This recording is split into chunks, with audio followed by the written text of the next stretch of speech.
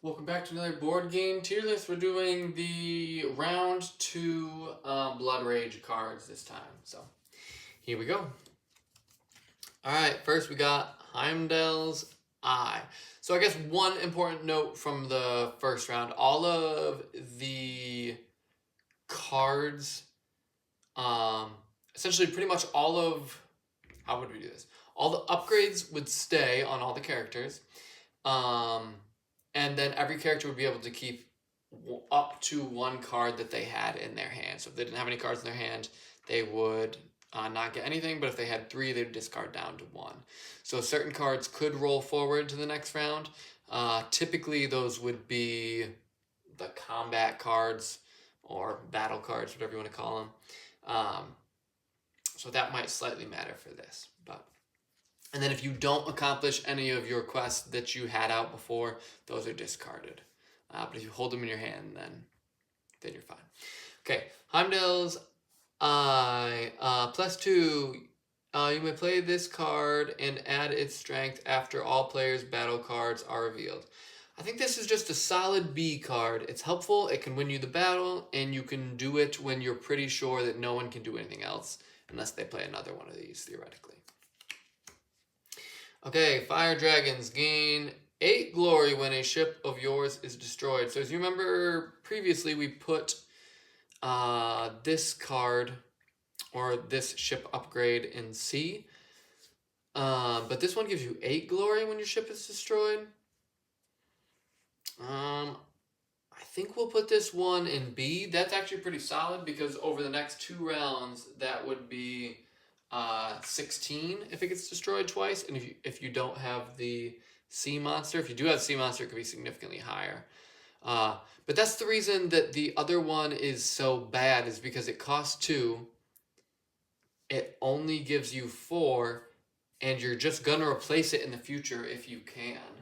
And correct me if I'm wrong on this, but I believe that just because if I had the 2 cost one last round, I'd still have to pay 2 more to get this one out. That could be me being wrong, but I've never actually run in that situation. Tires Crush. I think this one, let's put this in C for now. We might end up having to adjust these battle cards, but this one gives you 2 and you can play it afterwards. I think this falls in strength this time. Thor's Domain. After you invade a province, you may pay 2 rage to immediately try to pillage it. Okay, so this isn't one that I have actually drafted a lot. 2 rage to immediately try to pillage it. When would you want to do this? Essentially, it gives you a lot of tempo. I'm probably wrong about this, but I think I'm just going to put this in standard B. I think you could absolutely get some combo potential out of it. And then it could be higher, but the thing is, it's so cheap, and often people will have a lot of extra rage, especially if you built up a lot in the first round, so it could be helpful. Okay, Smash, I think is going to fall to F. Saw this one already. Yeah, so obviously if the battle resolved and then I was attacking my friend, I could play this and then be winning the battle, then they could play this. So that is the one downfall of this card.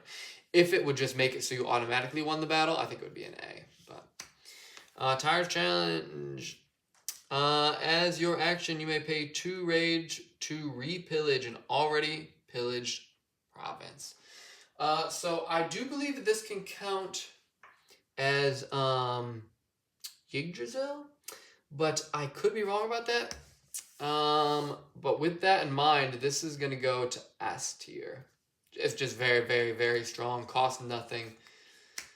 Lord of Ashes. Cost 3. If you successfully pillage with your leader, raise 1 of your clan stats by 1. Another horrible, horrible, horrible leader card. I guess it can pile on, but again, he costs 3. Whereas you wouldn't normally have to pay anything for him. So you could get a lot of value out of this, but it feels so expensive to do it. And it just raises 1 of them. If it raised all of them by 1, it it would move up. But okay, Glorious Death, essentially another quest, released at least 4 figures from Valhalla. This one is again going to go in C. I think the quests will all be exactly where they were last time. Most Strength in Yggdrasil. Jotunheim. Come on, tell me it's the other one. Nope. Valkyrie, cost 2, monster upgrade, gain 2 glory per enemy figure destroyed in battle with this monster. This one is very solid. Often you would play this if you were the dominant combatant, essentially. And this could get you a ton. This is also the other benefit of this is a character that you don't necessarily want to kill. So you could really benefit from leaving it out for a long time, just participating in battles that you know you're going to win, essentially. So this one goes in A tier. It could be an S tier, but I think we'll leave it there for now. Frigga's Protection, you may pay 1 rage to prevent a figure of yours from being destroyed. Another just very, very solid card. Because obviously you would probably never pay for a warrior not to be destroyed, but you could do it for the Valkyrie, you could do it for any of your monsters that are more expensive. And the other benefit of this is there's certain characters that will come in and kill certain characters. You can also do it then, so it's not just during combat. Very solid. Thor's Oath, if you win, raise one of your clan stats by 1.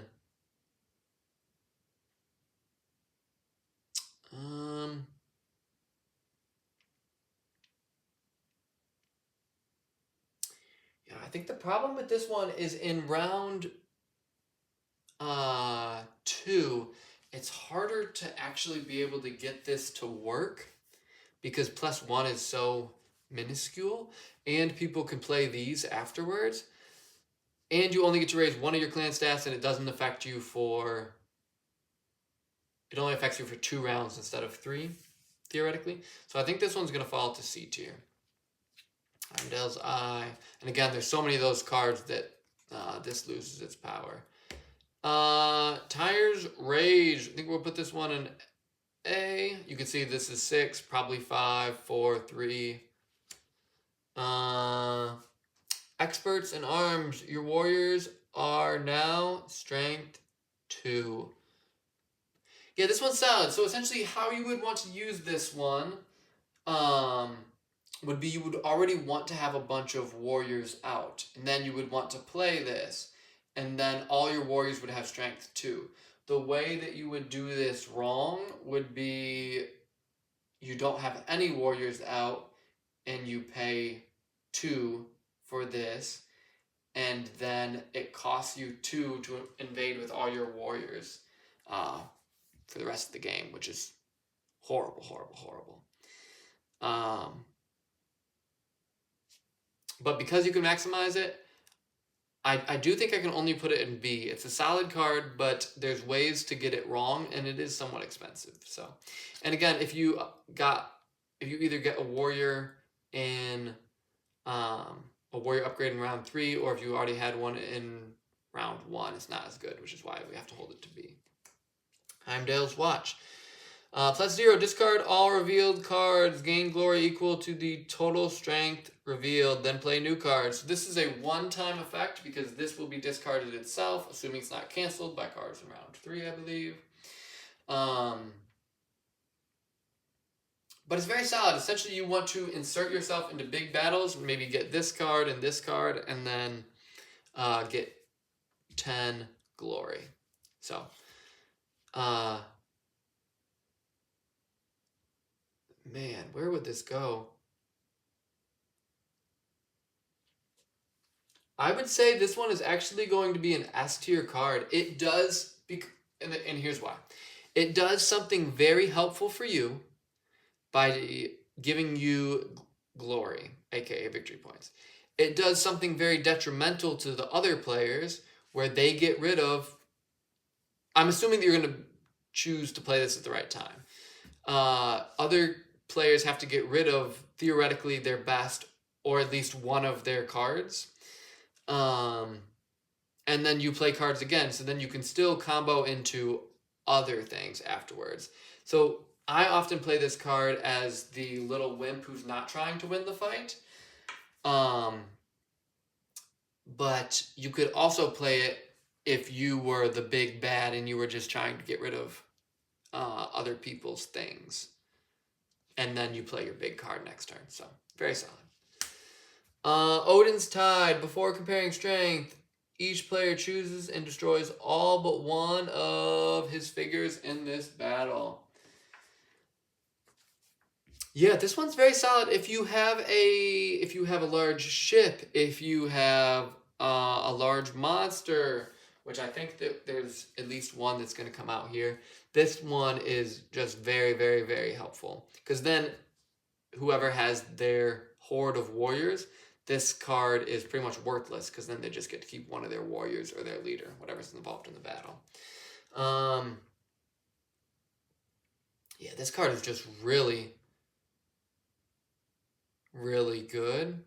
The problem is if you play this and then your opponent plays this, there is no way you are winning this battle.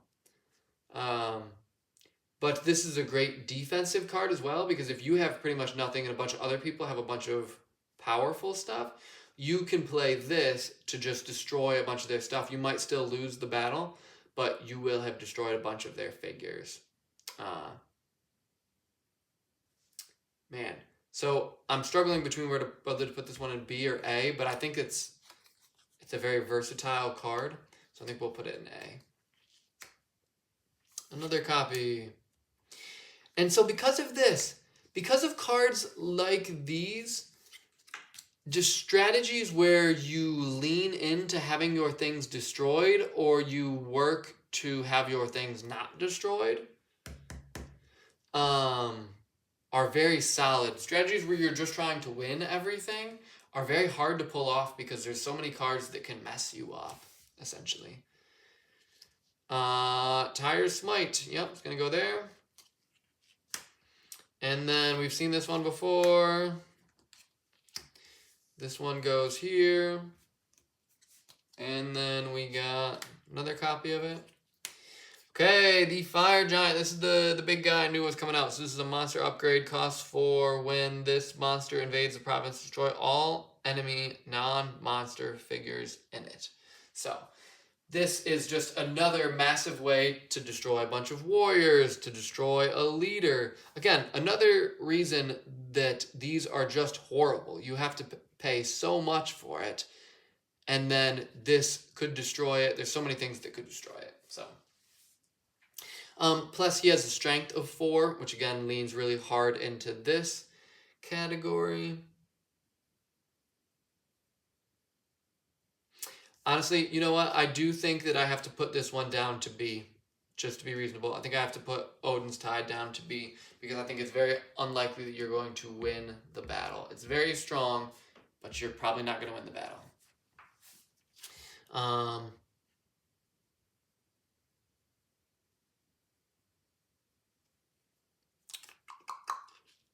think we're going to put the Fire Giant in A. Very solid effect. Loki's Eminence. Gain 2 glory from each figure you release from Valhalla. This one costs 2. I believe the last one we put in S tier.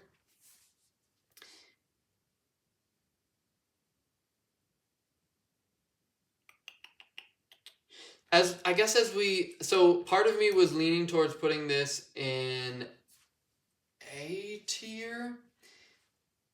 But as we've discussed, there's so many ways to destroy figures. So I do think it actually belongs in S tier, because essentially if you get the other one,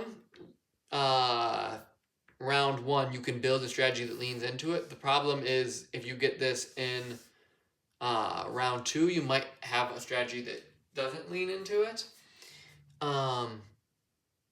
But so many of your things are probably going to die from this, and from battles anyways, that this is just going to be massively helpful for you. And again, this will affect you this round and next round. So Odin's inspiration. Double your glory awarded from dying during Ragnarok. Man.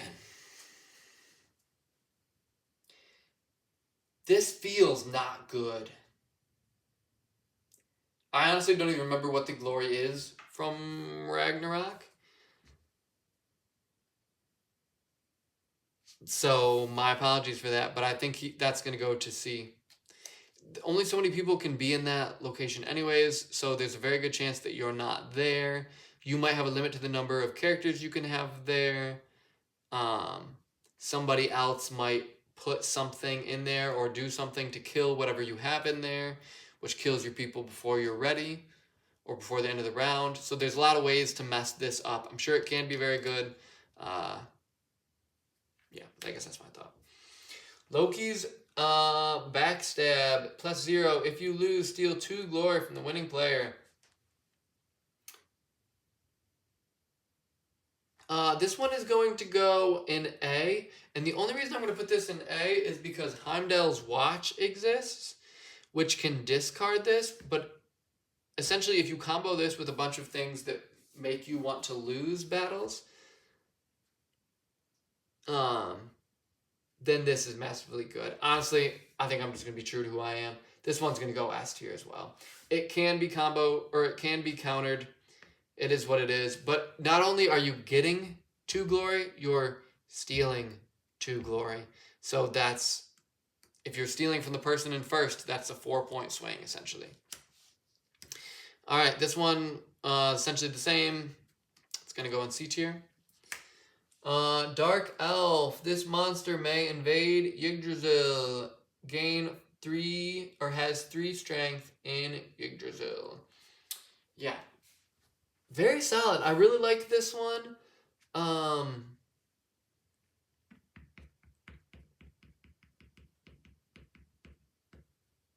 Having the 3 strength is very solid. Unfortunately, you have to deal with the fact that there's just always a bunch of shenanigans in whatever battle happens there. So this one might need to get destroyed because of something like this, or there's essentially just a bunch of problems that can arise. And so because of that, I think we're going to put it in B. Hopefully you can still see all those. Okay, almost done. This one we've already seen. Backstab we've already seen. And Tyre's Prowess. Apologies if I'm saying any of these names wrong. Hope I'm right. If you win it costs 2 clan upgrade. If you win a battle, you keep any of your revealed cards paying 1 rage each. Yeah, this one is interesting. It's similar to Frigga's Protection. Because you could essentially just keep this if you wanted to.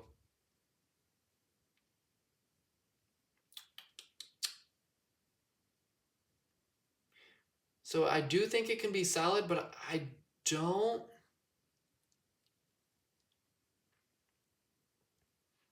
know that it's the best. Man, and for most people, it's not even helpful. Only one person is going to win the combat, so you have to be pretty sure you're going to win the combat and then have the rage to spend. And as we discussed the first round, there's cards you can get that can steal rage from people, so you don't want to get to your last rage, or else you can't commit any more actions, or perform any more actions. So I think this is our tier list, and I think it's reasonable. It's interesting how yeah, it's interesting how the highest boost is still only A tier. Maybe that's wrong, but in this case, it can be countered with 2 different cards. So I think that's reasonable. Thanks for watching, everybody.